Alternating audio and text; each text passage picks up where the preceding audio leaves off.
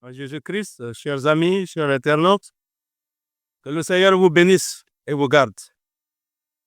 C'est une occasion encore que le Seigneur nous donne de nous retrouver autour de sa parole pour nous édifier et nous fortifier. Et pour cela, je vous propose une petite méditation dans l'épître de Philippiens, le chapitre 4, à partir du verset 1. C'est pourquoi, mes bien-aimés et très chers frères, vous qui êtes ma joie et ma couronne, demeurez ainsi fermes dans le Seigneur, mes bien-aimés. J'exhorte Évodie et j'exhorte Saint-Tiche à être d'un même sentiment dans le Seigneur. Et toi aussi, fidèle collègue, oui, je te prie de les aider.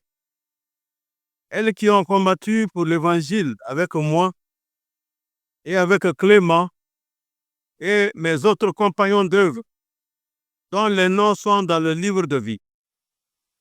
Réjouissez-vous toujours dans le Seigneur. Je le répète, réjouissez-vous. Que votre douceur soit connue de tous les hommes. Le Seigneur est proche. Ne vous inquiétez de rien, mais en toute chose, faites connaître vos besoins à Dieu par des prières et des supplications avec des actions de grâce. Et la paix de Dieu, qui surpasse toute intelligence, gardera vos cœurs et vos pensées en Jésus-Christ. Au reste, frères, de tout ce qui est vrai, tout ce qui est honorable, tout ce qui est juste, tout ce qui est pur, tout ce qui est aimable, tout ce qui mérite l'approbation, ce qui est vertueux et digne de louange, soit l'objet de vos pensées. Ce que vous avez appris, reçu et entendu de moi, et ce que vous avez vu en moi, appliquez-le, et le Dieu de paix sera avec vous. Amen. Que Dieu bénisse cette méditation. Je considérais cette exhortation de ces 9 premiers versets de l'épître aux Philippiens, chapitre 4. Elles sont vraiment utiles et réconfortantes au jour où nous vivons, car nous touchons la fin de toutes choses, où nous avons affaire à toutes sortes de maux intérieurs et extérieurs. Alors, si nous les prenons à cœur et les réalisons, et nous élèverons au-dessus des difficultés du chemin et nous guiderons à travers nos épreuves. Déjà à partir du verset 1, c'est notre première exhortation. C'est pourquoi, mes bien-aimés et très chers frères, vous qui êtes ma joie et ma couronne, demeurez ainsi fermes dans le Seigneur, mes bien-aimés. Ici, nous voyons l'apôtre Paul qui appelle les Philippiens ses bien-aimés. Il les considère comme une couronne et une récompense pour son ministère. Demeurez fermes dans le Seigneur. Demeurer ferme signifie être enraciné dans la foi en Christ. Les vents de l'adversité ou de l'épreuve ne doivent pas nous ébranler. Lorsque l'apôtre écrivait cela, il se trouvait en prison. À l'intérieur du cercle chrétien, déjà il subissait des attaques des hommes jaloux, des chrétiens professants qui annonçaient Christ par envie et par esprit de dispute, cherchant à susciter de la tribulation contre lui. À l'extérieur également, des ennemis qui désiraient sa mort. Mais cependant, l'apôtre n'est ni découragé, ni surmonté par l'adversité. Qu'est-ce qui le soutenait alors? Qu'est-ce qui le rendait capable de demeurer inébranlable en face de telles difficultés? C'est qu'il mettait sa confiance entièrement dans le Seigneur. Il demeurait ferme dans le Seigneur. Ces mêmes comportements existent encore aujourd'hui, et même de façon plus marquée qu'au temps de l'apôtre. Demeurer ferme dans le Seigneur. Ce n'est pas par notre propre force, par notre connaissance ou par notre sagesse que nous pouvons demeurer fermes, mais par la force de notre Seigneur qui est haut élevé et au-dessus de tout. Il a le pouvoir de s'assujettir même toutes choses. Philippiens 2, verset 12 nous dit: Ainsi, mes bien-aimés, comme vous avez toujours obéi, travaillez à votre salut avec crainte et tremblement. Amen. Gloire au Seigneur. Notre deuxième exhortation: ayez une même pensée dans le Seigneur. C'est le verset 2. J'exhorte Évodie et j'exhorte Syntyche à être d'un même sentiment dans le Seigneur. Ayez une même pensée dans le Seigneur. Voilà deux femmes. Évodie et Syntyche, elles étaient en désaccord. Alors l'apôtre Paul les exhorte à s'unir dans un même esprit. Il appelle également un fidèle collègue à les aider dans cette réconciliation. L'unité au sein de la communauté chrétienne est vraiment cruciale. Les conflits doivent être résolus avec amour et humilité. Les désaccords peuvent ralentir l'œuvre de Dieu, mais la réconciliation reflète la paix de Christ. Dans 1 Jean 4, verset 7, il est dit: Bien-aimés, aimons-nous les uns les autres, car l'amour est de Dieu. Vous voyez, déjà même en présence du Seigneur quand il était sur la terre, il avait eu une contestation entre les disciples pour savoir lequel d'entre eux serait estimé le plus grand. Nous trouvons la référence dans Luc, chapitre 22, verset 24. De même, au jour de l'apôtre, il y avait des disputes résultant de la recherche d'une vaine gloire. Certains voulaient être grands parmi leurs frères. Et de nos jours, la plupart des disputes et des divisions qui sont intervenues dans le peuple de Dieu peuvent être ramenées à la même cause: le désir d'être le plus grand. Celui qui recherche la vaine gloire est quelqu'un d'envieux, quelqu'un qui est jaloux de tous ceux qui sont plus spirituels ou plus doués que lui. Or, la jalousie et l'esprit de querelle conduisent au désordre et à toute espèce de mauvaise action. Nous le dit Jacques, chapitre 3, à partir du verset 14 au verset 16. Je lis: Mais si vous avez dans votre cœur un zèle amer et un esprit de dispute, ne vous glorifiez pas et ne mentez pas contre la vérité. Cette sagesse n'est point celle qui vient d'en haut, mais elle est terrestre, charnelle, diabolique. Car là où il y a un zèle amer et un esprit de dispute, il y a du désordre et toutes sortes de mauvaises actions. Comment pouvons-nous avoir une même pensée dans le Seigneur? C'est la question qu'on se pose. Mais l'apôtre montre clairement que ceci ne peut avoir lieu que si nous agissons dans l'humilité. Et pour que nous ayons de l'humilité, il nous dit qu'il y ait donc en vous cette pensée qui a été aussi dans le Christ Jésus. Philippiens 2, verset 5.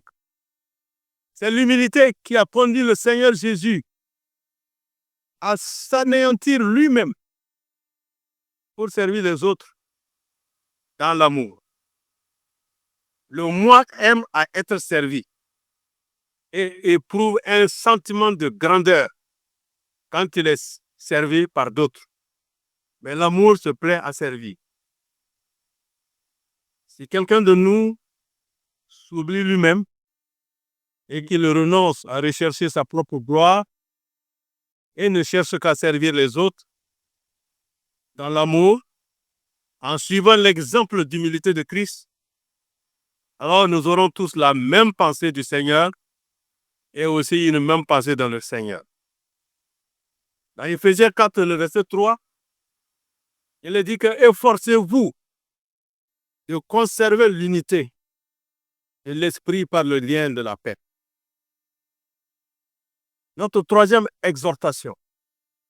Réjouissez-vous toujours dans le Seigneur. C'est le verset 4 de Philippiens 4. L'apôtre a déjà signalé qu'il y a des chrétiens caractérisés par l'envie et par un esprit de dispute. Il y en a qui cherchent leur propre intérêt et non ceux de Jésus-Christ. Il y en a même qui marchent d'une manière telle qu'ils sont ennemis de la croix de Christ. Ces choses existent encore au sein du peuple de Dieu et peuvent bien susciter en nous la douleur et les larmes, comme l'ont fait chez l'apôtre. Toutefois, Paul ne s'arrête pas là. Il ne regarde pas seulement autour de lui pour voir les manquements des croyants. Il lève les yeux pour voir la gloire de Jésus. Il voit Christ dans la gloire et le prix de l'appel céleste. Il voit que Dieu nous a appelés pour être avec Christ et semblable à Christ dans la gloire. Il voit la fin bienheureuse de notre voyage ici-bas avec toutes ses tristesses et ses manquements. En considérant cette fin glorieuse, il oublie alors les choses qui sont derrière et il tend avec effort vers celles qui sont devant. Amen. Son attention ne se porte pas seulement sur Christ dans la gloire, mais aussi sur la venue du Seigneur Jésus-Christ. Il transformera notre corps d'infirmité en un corps glorieux. Regarder autour de lui peut bien le faire pleurer. Mais regarder en haut et en avant le remplit de joie. C'est pour cela qu'il peut nous exhorter à nous réjouir toujours dans le Seigneur. Nous ne pouvons pas nous réjouir en nous-mêmes, en notre service ou en notre marche. Nous ne pouvons pas toujours nous réjouir dans nos circonstances ou même dans les croyants. Par contre, en ayant devant nous le Christ divin dans le ciel et sa venue pour nous y introduire, nous pouvons toujours nous réjouir dans le Seigneur. Néhémie 8, verset 10 nous le dit, « La joie du Seigneur sera votre force. » Notre quatrième exhortation, que votre douceur soit connue de tous les hommes. Le Seigneur est proche. Toujours Philippiens 4, le verset 5. Être doux, c'est refléter le caractère de Christ. La douceur témoigne de notre transformation intérieure. Cette attitude attire les autres à Dieu et montre que nous vivons dans l'attente de son retour. Dans Matthieu 11, verset 29, le Seigneur nous dit, « Prenez mon joug sur vous et recevez mes instructions, car je suis doux et humble de cœur, et vous trouverez du repos pour vos âmes. Également dans Matthieu 5, verset 5, heureux les débonnaires, car ils hériteront la terre. Si nos pensées sont fixées sur les choses qui sont en haut, nous ne chercherons pas à faire valoir des opinions au sujet des choses de la terre, que ce soit sur le plan terrestre ou sur celui des choses d'en haut. Ayons à cœur de porter ce magnifique caractère de Christ, la douceur et la débonnaireté. Gardons-nous de nous laisser entraîner à des disputes avec ceux qui font l'opposition, car il ne faut pas que l'esclave du Seigneur conteste, mais qu'il soit doux envers tous, nous le dit 2 Timothée 2, le verset 24. Pour nous encourager à la douceur, l'apôtre nous rappelle que le Seigneur est proche. Oui, le Seigneur est proche. Nous ne sommes pas appelés à essayer de remettre ce monde-là en ordre. La venue du Seigneur est proche. Et à sa venue, il remettra tout à sa place. Combien de paroles dures ou déplacées n'avons-nous pas exprimées sans bien réfléchir, alors qu'elles ne seraient jamais sorties de notre bouche si nous nous étions souvenus de la présence du Seigneur? Les disciples avaient repoussé avec dureté les mères qui apportaient leurs petits-enfants à Jésus. Le Seigneur, avec toute sa douceur, leur dit: laissez venir à moi les petits-enfants et ne les en empêchez pas. Matthieu 19, verset 14.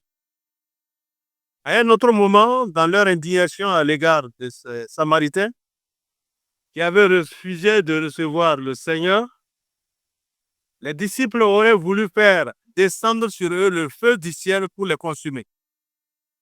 Mais le Seigneur, plein de douceur, n'a pas prononcé une parole contre ceux qui le rejetaient, mais s'en est paisiblement allé à un autre village. Parlons et agissons toujours ainsi, comme les hommes paisibles du pays, le dit Psaume 35, verset 20, afin que si le monde nous remarque, ce soit en raison de notre douceur. Amen. Notre 5e exhortation: ne vous inquiétez de rien. Le verset 6 de Philippiens 4. L'apôtre est bien conscient que dans un monde de tristesse, de besoin et de douleur, nous avons bien des épreuves à affronter et des fardeaux à porter. Mais il ne veut pas que tout cela écrase notre cœur. Lui-même écrit depuis une prison. Il a été dans le besoin. L'un de ses compagnons de travail a été atteint d'une maladie qui l'a fait passer très près de la mort. Toutefois, dans toutes ces circonstances douloureuses, le Seigneur l'a maintenu au-dessus de toute inquiétude. C'est pourquoi il est en mesure de dire à d'autres: ne vous inquiétez de rien. Nous pouvons alors avoir à rencontrer des épreuves dans notre famille, dans notre travail, ou même au sein du peuple. Bien des choses peuvent engendrer de la tristesse, telles que la maladie, le manque de nécessaire et même l'attitude de nos frères et sœurs. Et cela peut être pour nous un très lourd fardeau qui envahit notre esprit et qui revient sans cesse. Mais où trouver le repos? Est-il possible de ne s'inquiéter de rien? L'apôtre nous dévoile le moyen d'être délivré. Peut-être pas de l'épreuve elle-même, mais du fardeau de l'épreuve, de manière que notre esprit ne soit plus écrasé par les soucis et l'anxiété. Ce moyen, c'est en toutes choses, exposer vos requêtes à Dieu par des prières et des supplications avec des actions de grâce. C'est seulement ainsi que nous trouverons le repos en toutes choses, quelle que puisse être l'épreuve, petite ou grande. Faites-en part à Dieu par la prière. Dites-lui librement ce que vous désirez. Exposez vos requêtes à Dieu. Ces requêtes ne sont peut-être pas exactement selon la pensée de Dieu. Elles ne sont pas pour notre bien, ou même elles manquent de sagesse. Mais néanmoins, nous pouvons dire à Dieu tout ce qu'il y a dans notre cœur. Quel en sera le résultat alors? Dieu va-t-il accéder à toutes nos requêtes? Va-t-il nécessairement ôter l'épreuve? Peut-être va-t-il que ce ne serait pas pour notre bien de répondre exactement à notre demande ou d'ôter l'épreuve. Quoi qu'il fasse, en ce qui concerne l'épreuve elle-même, Dieu agira pour notre bien, dans sa sagesse et son amour parfait. Et ce qu'il fera certainement, c'est de soulager notre cœur du fardeau que cette épreuve constitue. Si nous répandons notre cœur devant lui, il y répandra sa paix, la paix de Dieu qui surpasse toute intelligence. C'est ainsi que, dans les jours d'autrefois, Anne avait trouvé la paix. Dans sa douloureuse épreuve, elle a répandu son âme devant l'Éternel. Nous trouvons cela dans 1 Samuel 1,15. Quel en a été le résultat? Et la femme s'en alla son chemin, et elle mangea, et elle n'eut plus le même visage.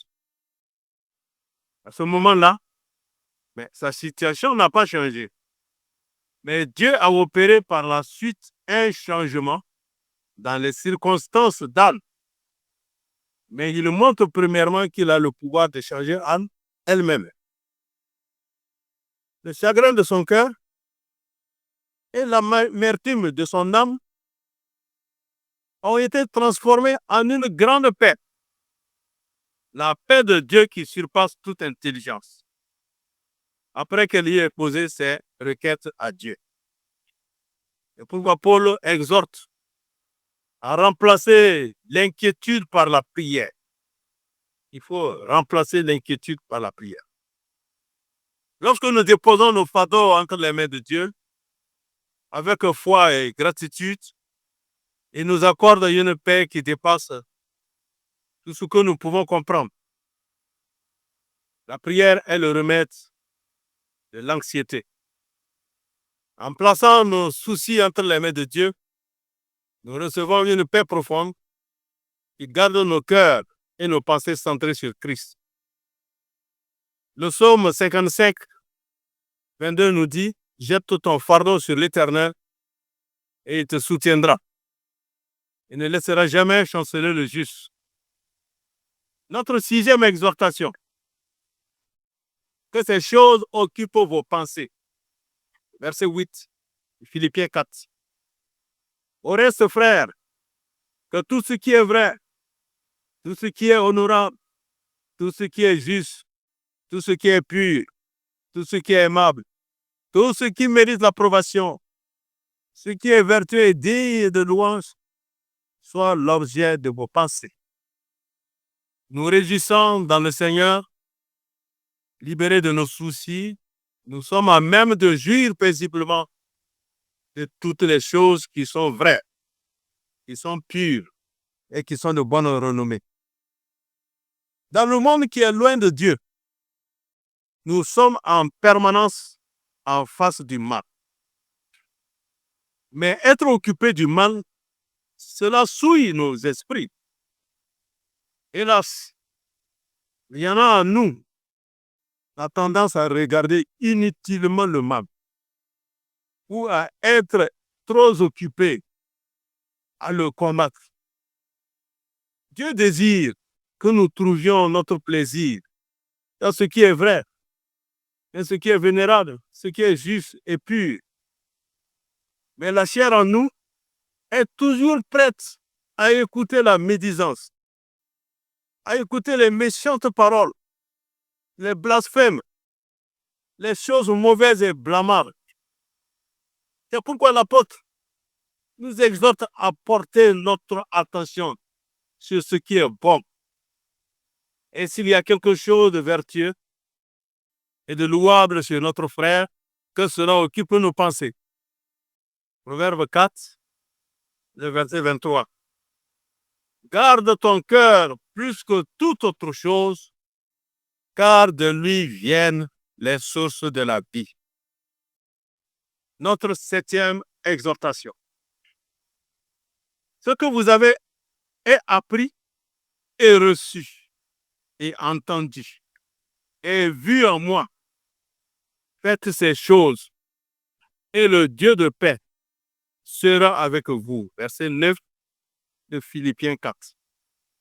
Après avoir exhorté les Philippiens quant à ce qui devait occuper leurs pensées, l'apôtre leur parle de leur marche.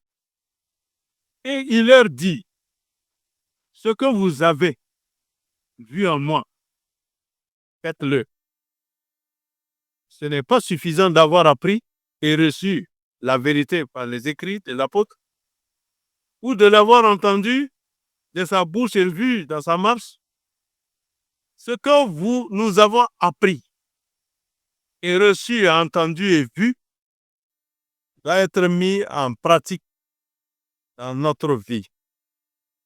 Il nous faut mettre la parole en pratique et non pas seulement l'écouter. Nous le dit Jacques 1, verset 22.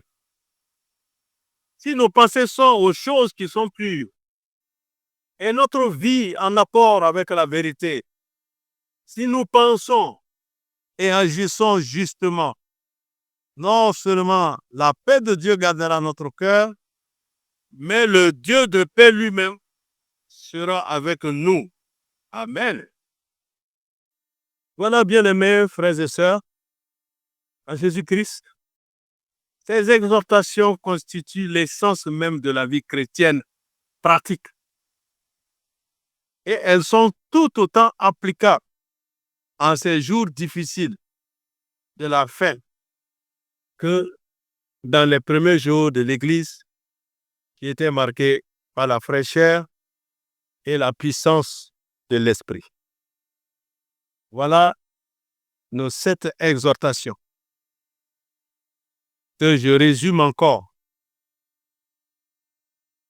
Demeurez ferme dans le Seigneur. Ayez une même pensée dans le Seigneur. Réjouissez-vous toujours dans le Seigneur. Que votre douceur soit connue de tous les hommes. Le Seigneur est proche. Ne vous inquiétez de rien. Que ces choses occupent vos pensées. Ce que vous avez appris et reçu et entendu et vu en moi, faites ces choses et le Dieu de paix sera avec vous. Ainsi, nous pouvons formuler une prière. Seigneur notre Père, aide-nous à rester fermes dans notre foi et à vivre dans l'unité, la joie et la paix que tu nous donnes. Ouvre nos cœurs pour que nos pensées soient centrées sur tout ce qui est pur et juste et apprends-nous à mettre ta parole en pratique chaque jour. Que ton esprit nous guide et que ta paix demeure en nous. Amen. Gloire au Seigneur. Amen.